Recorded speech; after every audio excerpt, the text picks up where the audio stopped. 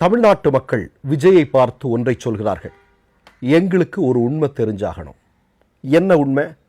நேற்றைக்கு பாஜகவினுடைய மிக முக்கியமான தலைவராக இருக்கக்கூடிய நயினார் நாகேந்திரன் அவர்கள் ஒரு செய்தியை சொல்றார். விஜயின் மீது ஒரு குற்றச்சாட்டை முன்வைக்கிறார். என்ன அது?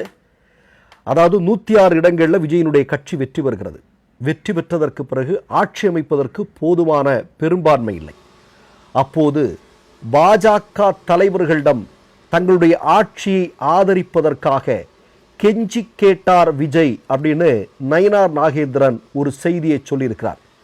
நயினார் நாகேந்திரன் சொல்றாரு, எந்தெந்த பாஜக தலைவர்களிடம் சிஎம் விஜயாக இருக்கக்கூடிய நபர் பேசினார் என்ற பட்டியலை வெளியிடவா அப்படின்னு கேட்கிறாரு. இப்ப தமிழ்நாட்டு மக்கள் சொல்றாங்க, எந்தெந்த பாஜக தலைவர்களிடம் விஜயும் விஜயினுடைய கட்சிக்காரர்களும் பேசினார்கள் என்பதை நாங்கள் தெரிந்து கொள்ள வேண்டியிருக்கிறது. பாருங்க, ஆட்சி அதிகாரம் வேணும்னா கொள்கையும் இல்லை, ஒரு கோட்பாடும் இல்லை, ஒரு மண்ணாங்கட்டையும் இல்லை அப்படிங்கிறத மீண்டும் நிரூபிக்கக்கூடிய விதத்தில் நயினார் நாகேந்திரன் அவர்கள் சொல்லியிருக்கக்கூடிய இந்த சம்பவம் மிக முக்கியமானதாக இருக்கிறது. இது தொடர்பாக பேசுவோம். ஆனால் அதற்கு முன்னால் நேற்றைய தினம் சட்டமன்றத்தில் நடந்த நிகழ்வு இல்லையா? நாம் ஒரே ஒரு கேள்வியை கேட்கிறோம் சிஎம் விஜய் அவர்களை பார்த்து. கரூரில் நீங்கள் கூட்டிய கூட்டம் இல்லையா? நீங்கள் கூட்டிய கூட்டத்தில் அப்பாவி மக்கள் 40க்கும் அதிகமான பேர் இறந்து போனார்கள் இல்லையா? அவர்கள் உங்கள் கண் முன்னாலே இறந்து கொண்டிருக்கக்கூடிய நேரத்தில் உங்களுடைய கட்சியை சார்ந்தவர்கள், தற்குறிகள் உட்பட எல்லாரும் சேர்ந்து இப்படி பார்த்து கொண்டிருந்தார்கள். அந்த கூட்டத்தில் ஒருவரை தேடிக்கொண்டிருந்தார்கள். யாரை தெரியுமா? உங்களைத்தான். சினிமாவில் நீங்கள் டைரக்டர்கள் கொடுக்கக்கூடிய காட்சியை நடித்து பல நபர்களை காப்பாற்றுவது போன்ற பல்வேறு காட்சிகள் இருந்ததல்லவா? இதையெல்லாம் நம்பிக்கொண்டிருந்த தற்குறிகள், இதையெல்லாம் நம்பிய அப்பாவி மக்கள் விஜய் எங்கே, எங்களை காப்பாற்ற வருவாரா அப்படின்னு தேடிக்கொண்டிருந்தார்கள். திடீரென்று தொலைக்காட்சியை பார்த்தால் நீங்கள் ஓடிக்கொண்டிருக்கக்கூடிய காட்சியை பார்க்க முடிந்தது. செய்தியாளர்கள் கேட்கிறார்கள், ஏதாவது பதில் சொல்லிட்டு போங்கப்பா அப்படின்னு. துண்டை காணோம் துணியை காணோன்னு பதறி ஓடக்கூடிய விஜயை நாங்கள் அன்றைக்கு பார்த்தோம். அப்போதே தமிழ்நாட்டு மக்கள் கவனமாக இருந்திருக்க வேண்டியது. ஆனால் அவர்கள் கவனமாக இருக்காததனுடைய விளைவு இன்றைக்கு எங்கே போய் விட்டுருக்கு அப்படின்னு நமக்கு தெரியுது. இது ஒரு சம்பவம். இன்னொரு சம்பவம், சிஎம் விஜய் அவர்களே, உங்களுடைய பதவியேற்பு நிகழ்வு எங்கள் வீட்டை எடுத்துருக்கோம். எங்கள் வீட்டிலையும் நிறைய பேர் உட்கார்ந்து பார்த்துட்டு இருந்தாங்க. பார்த்துட்டு இருக்கும்போது எல்லாருக்குமே ஒரு அதிர்ச்சி. எல்லாருமே சில பேரை அந்த மைதானத்தில் தேடிக்கொண்டிருந்தார்கள். இவர்கள் இருக்கிறார்களா இல்லையா அப்படி என்று தேடிக்கொண்டிருந்தார்கள். ஆனால் அவர்களை இறுதி வரையிலும் காணவில்லை. எங்களுடைய குடும்பத்தாரை சார்ந்தவர்கள் தேடிக்கொண்டிருந்தது யாரை தெரியுமா? உங்களுடைய மனைவி உங்களுடைய பதவியேற்பு நிகழ்வில் முன் வரிசையில் உட்கார்ந்திருப்பார்கள் என்று பார்த்தார்கள். ஆனால் இல்லை. சரி, மனைவியும் உங்களுக்கு இடையிலும் தகராறு, செங்கல்பட்டு கோர்ட்டில் கேஸ் நடக்குதுன்னு செய்திகள் வருது, அதை விட்டுறலாம். ஆனால் உங்களுடைய 2 பிள்ளைகள், மனைவி பிரிந்து போகலாம், பிள்ளைகளை பிரிய முடியுமா? 2 பிள்ளைகளையும் தமிழ்நாட்டு மக்கள் தேடினார்கள்.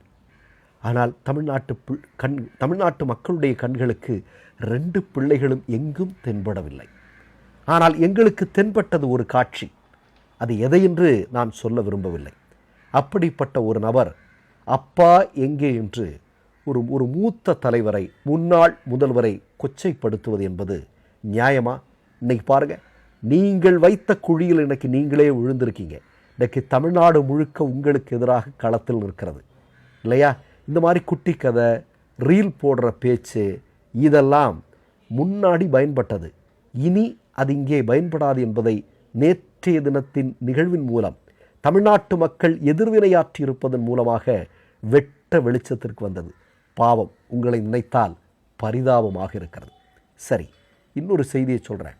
இப்போது நயினார் நாகேந்திரன் சொல்லியிருக்கிறார், பாஜக தலைவர்களிடம் உங்கள் ஆட்சி அமைப்பதற்காக நீங்கள் ஆதரவு கோரினீர்கள் என்று.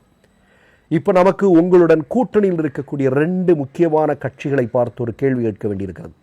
ஒன்று, நாம் மிகவும் மதிக்கக்கூடிய கம்யூனிஸ்ட் தோழர்களை பார்த்து கேட்க வேண்டியிருக்கிறது. மற்றொன்று, விடுதலை சிறுத்தைகள் கட்சியினுடைய தலைவர் திருமாவளவனை பார்த்து கேட்க வேண்டியிருக்கிறது. இன்றைக்கு நயினார் நாகேந்திரன் சொல்லியிருக்கார், பாஜகவினுடைய தயவை எதிர்பார்த்தார், கேட்டார், கெஞ்சினார் விஜய் என்று. அப்படி என்றால் நீங்கள் என்ன முடிவெடுக்கப் போகிறீர்கள்?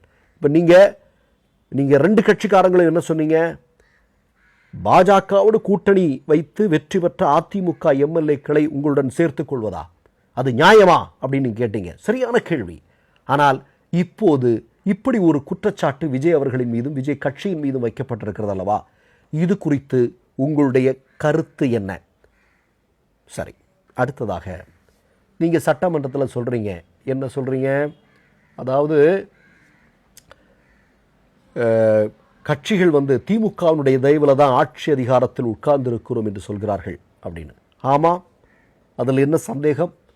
திருத்துறைப்பூண்டி எம்எல்ஏ விஜய்னுடைய முகத்தை பார்த்தே சொன்னார் இல்லையா, மு.க. ஸ்டாலின் அவர்களுடைய ஆசியுடன் தான், ஆதரவுடன் தான் நான் இன்றைக்கு எம்எல்ஏவாக இருக்கிறேன் என்று சொன்னாரா இல்லையா? திமுகவினுடைய தயவில் தான், திமுகவினுடைய ஆதரவோடு தான் நாங்கள் அதிகாரத்தில் வந்திருக்கிறோம் அல்லது எம்எல்ஏவாக மாறியிருக்கிறோம் என்று சொன்னார்களா இல்லையா? அப்படி சொன்னவர்களுடன் கூட்டணி வைத்துதானே இன்றைக்கு ஆட்சி பொறுப்பில் இருக்கிறீர்கள். நீங்கள் மறக்க முடியுமா? உங்கள் முகத்தை பார்த்தே சொன்னதற்கான ஆதாரம் இருக்கிறதல்லவா? சரி, அடுத்ததாக நாம் சொல்ல வேண்டிய ஒரு மிக முக்கியமான விஷயம் என்ன? நீங்கள் ஒன்றை புரிந்து கொள்ள வேண்டும் விஜய் அவர்களை, இது சினிமாவல்ல. மீண்டும் மீண்டும் சினிமா பாணியிலேயே இருக்குது. அதாவது உங்களுக்கு தேர்தல் பிரச்சார காலகட்டங்களில் நீங்கள் கட்சி ஆரம்பித்த போது நாங்கள் கவனித்திருக்கிறோம்.